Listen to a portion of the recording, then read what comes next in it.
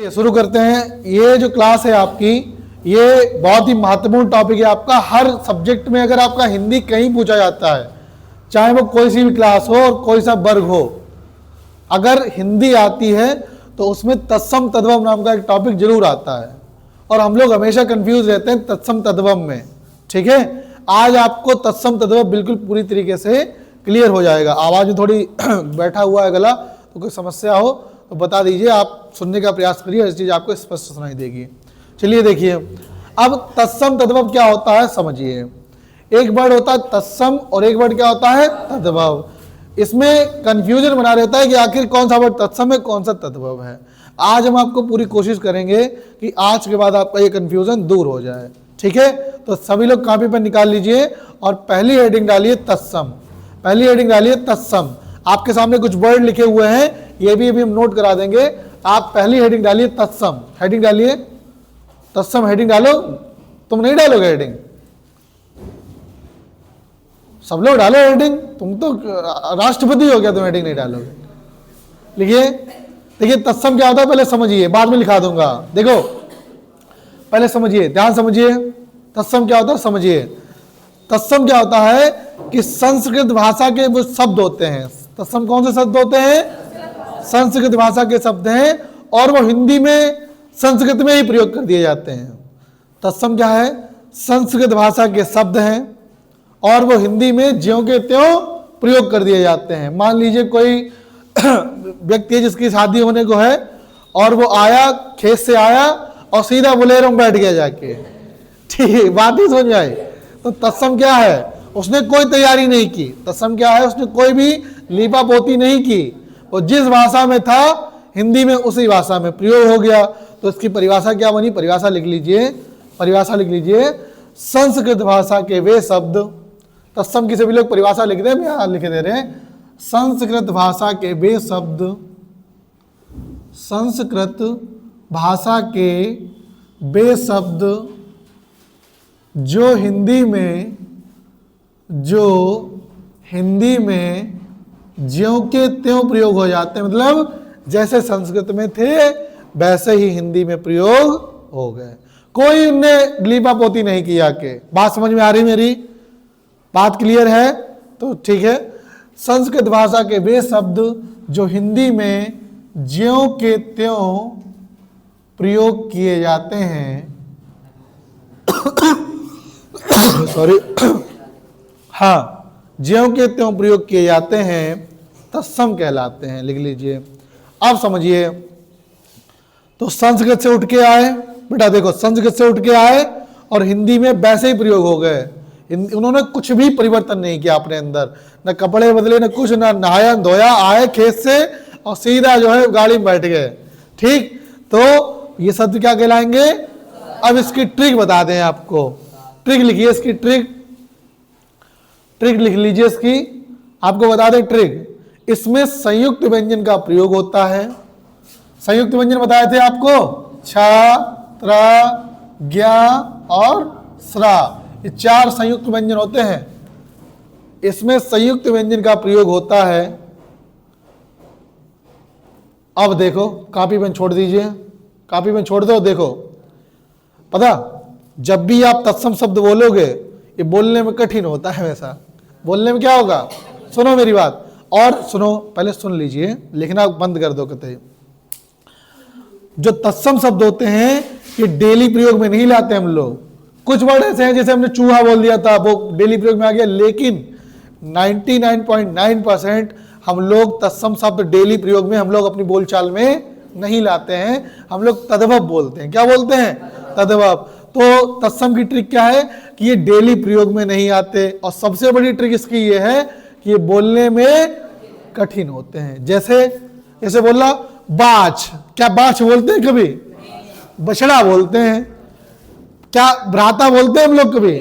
भाई बोल देते हैं। तो देखो बोलने में कठिन है। बाछ, भ्राता, बास, मच्छिका, मुंह, रात्रि, लक्ष्य, सत्य, साप, बिल्व, भ्रमर, तो बोलने में कैसे होते हैं? ये कठिन होते हैं। तो इसकी ट्रिक लिख लीजिए अब कि तत्सम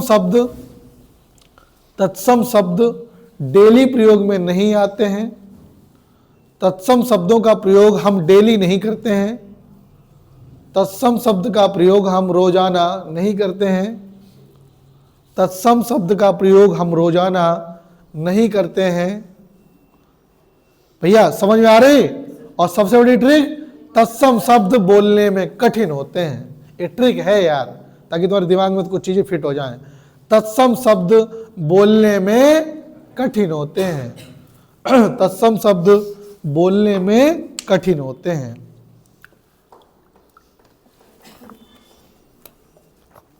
तत्सम शब्द बोलने में कठिन होते हैं।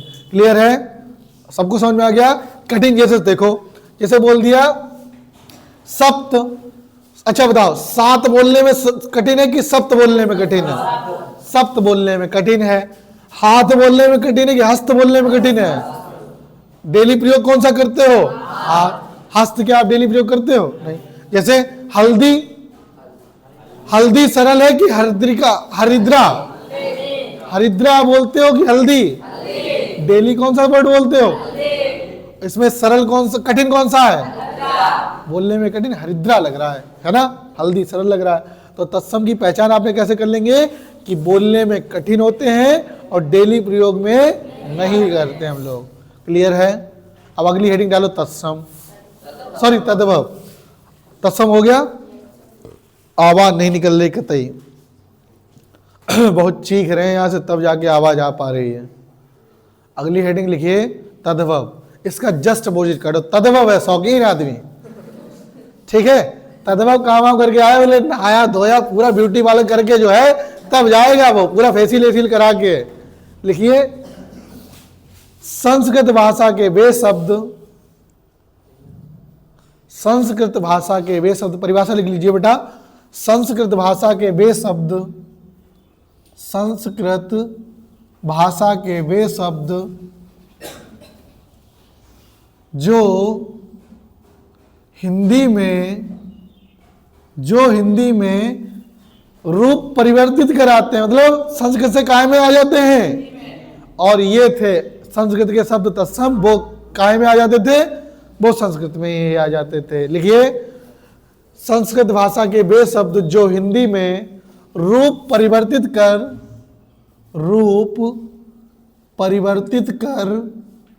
प्रयोग किए जाते हैं, प्रयोग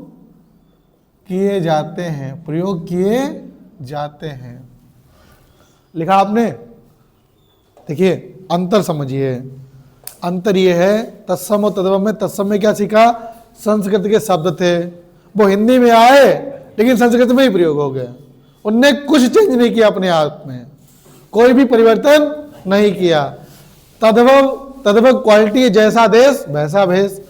संस्कृत का शब्द था तद्भव, लेकिन जब हिंदी में प्रयोग हुआ तो उसने अपने आप को कायम बदल लिया, खुद को हिंदी में बदल लिया।